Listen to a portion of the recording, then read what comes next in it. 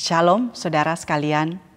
Saudara, sebagai manusia yang memiliki rasio dan pikiran, kita pasti pernah menanyakan banyak pertanyaan. Bahkan mungkin pertanyaan-pertanyaan itu ratusan bahkan sampai ribuan pertanyaan di dalam hidup. Nah, sejak kecil ketika kita mulai bisa berbicara seperti umumnya seorang anak kecil, kita akan menanyakan semua hal. Apa, di mana, siapa, kapan, mengapa. Nah, pertanyaan-pertanyaan yang bisa membuat orang tua kita kadang-kadang kerepotan untuk memberikan jawaban terhadap begitu banyak pertanyaan itu. Dan setiap pertanyaan biasanya akan memunculkan pertanyaan yang baru lagi. Nah, kadang-kadang pertanyaan itu adalah pertanyaan yang dalam, yang bersifat teologis, filosofis, tentang hidup, penderitaan, atau kadang-kadang hanya pertanyaan-pertanyaan sepele tentang hal-hal yang biasanya dilakukan setiap hari. Nah, pernahkah saudara bertanya secara pribadi, sebenarnya siapakah Yesus itu? Mengapa dia datang ke dalam dunia ini? Nah, memang saudara, sudah banyak buku yang ditulis untuk memberikan jawaban tentang pertanyaan ini. Nah, mungkin saudara juga sudah tahu jawabannya. Namun, apakah kita memiliki pengenalan akan dia secara pribadi? Apakah artinya bagi kita ketika kita mengatakan bahwa kita percaya dan kita mengikut dia di dalam kehidupan kita? Nah, saudaraku, dalam beberapa episode ke depan, kita akan sama-sama belajar mengenal Yesus dan Injilnya dari perspektif Injil Markus. Nah, mengapa Markus? Markus, saudara, adalah kitab Injil yang menyelidiki dan memberikan gambaran menyeluruh tentang perkataan dan juga perbuatan Tuhan Yesus. Markus, saudara, langsung menceritakan tentang pribadi, apa yang dilakukan Yesus, sampai saudara pembaca atau pendengar akan dibawa kepada suatu titik harus memberikan respons dan keputusan. Apakah akan mengikut dia atau tidak? Pembaca Injil Markus setelah mendengarkan pemaparan Markus tentang siapa Yesus tidak akan bisa bersikap netral. Saudara, Markus mengawali Injilnya dengan kalimat inilah permulaan Injil tentang Yesus Kristus anak Allah. Markus langsung mengungkapkan identitas dari subjek yang akan dia bahas dan langsung menegaskan bahwa Yesus itu adalah Kristus dan anak Allah. Kristus atau Kristos di dalam bahasa Yunani berarti yang diurapi.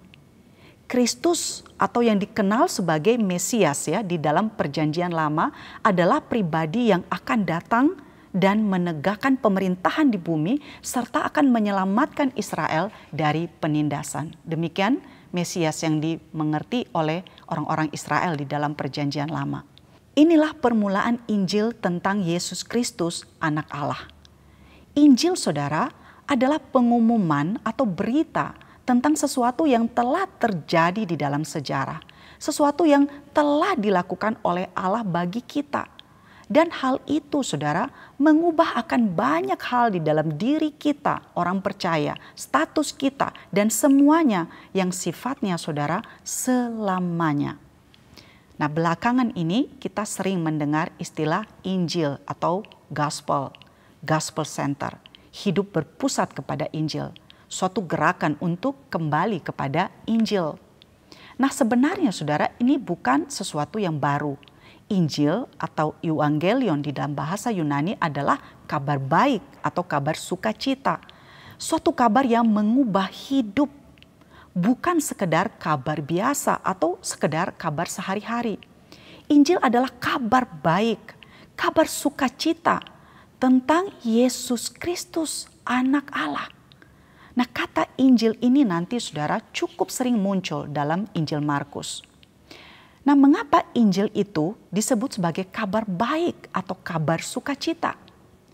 Karena saudara, Injil berbicara tentang apa yang telah atau sudah dilakukan oleh Yesus di dalam sejarah. Tentang apa yang telah dilakukan oleh Allah.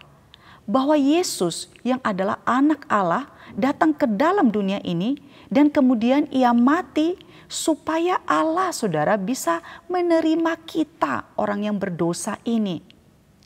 Nah, yang dituntut kemudian dari kita, saudara, hanyalah respons terhadap berita atau kabar itu. Nah, hal ini sangat berbeda dengan apa yang disampaikan oleh agama-agama di dalam dunia ini. Agama lain memberikan nasihat tentang apa yang harus kita lakukan agar kita terhubung dengan Allah selamanya.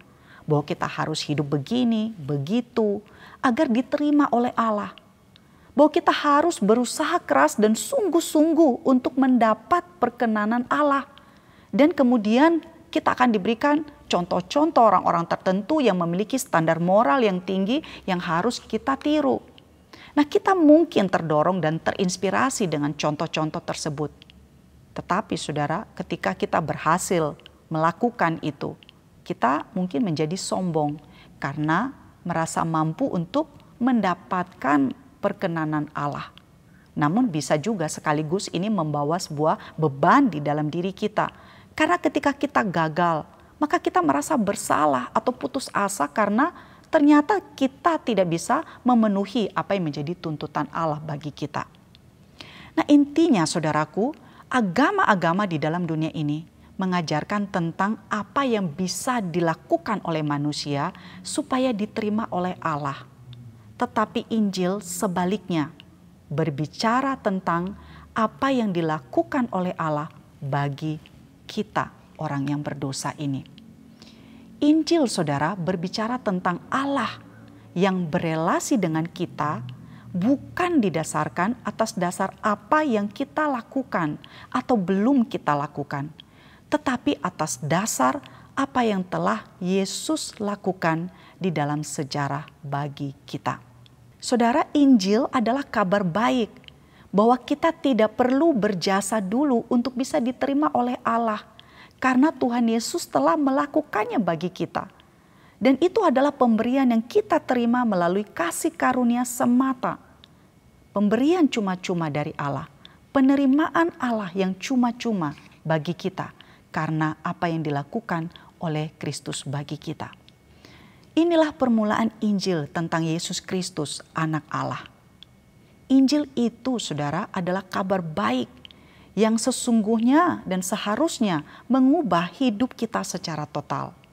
Injil Yesus Kristus yang memberitakan kematian dan kebangkitan Kristus, sehingga melaluinya, saudara, kita dimampukan untuk bisa belajar memenuhi apa yang menjadi tuntutan Allah, di mana kita dipanggil untuk dengan sukacita dan sukarela belajar taat kepada Allah sebagai respons syukur kita terhadap apa yang sudah dan telah dilakukan Allah bagi kita.